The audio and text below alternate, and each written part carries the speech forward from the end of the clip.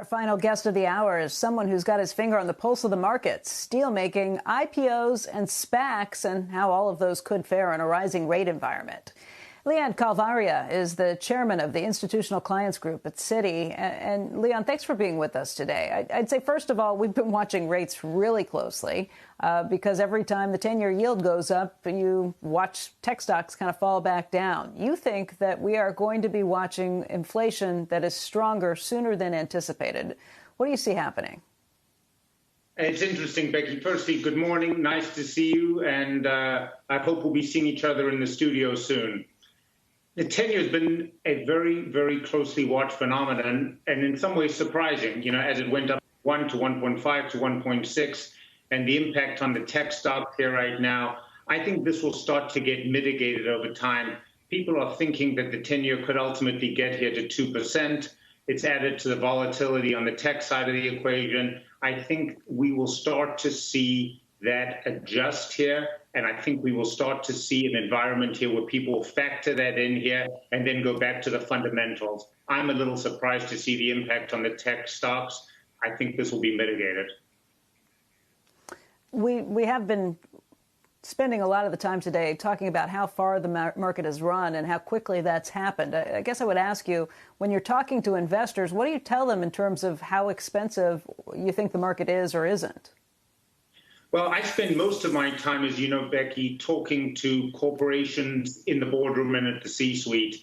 And I think what's happened here, the market has started to normalize. Last year, obviously, you had inflated PEs because the earnings had come down.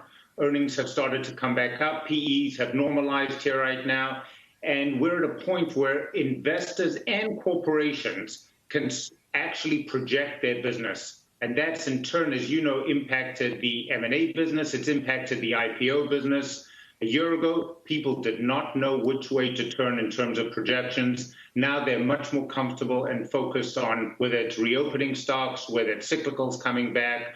They have a much better view about how they want to project their numbers going forward. And that's, I think, going to be the focus here with a more normalized PE, although the markets are obviously priced very, very well at this point in time, which is why I think you're seeing a lot of M&A activity, and obviously the IPO market and SPAC market are on fire. But as you mentioned, if you think markets are priced very well, meaning that stocks are priced pretty highly, even if we are starting to get a little bit of vision back that we hadn't seen before, a little bit of understanding about where you think the business is headed, that's always a weird thing. If M&A activity is picking up just when prices look fairly rich, as an investment banker, would you be telling companies to be making purchases with their stock? I mean, for an all-cash deal, if you're buying in an expensive market, that's not a very good proposition.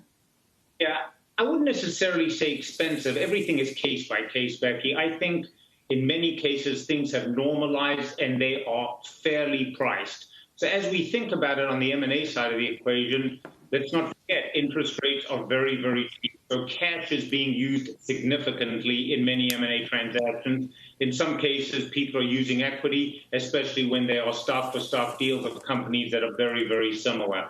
But I think we should very much focus, as we do in the C-suite, on a case-by-case basis. Some things may be expensive, some things may be cheap, and a lot of the market is actually reasonable here, presuming no exogenous events that put another scare into the market. So based on what we know, reasonable at the moment, case by case, a lot of cash being used in deals, and obviously, as I said before, an IPO market that is very robust.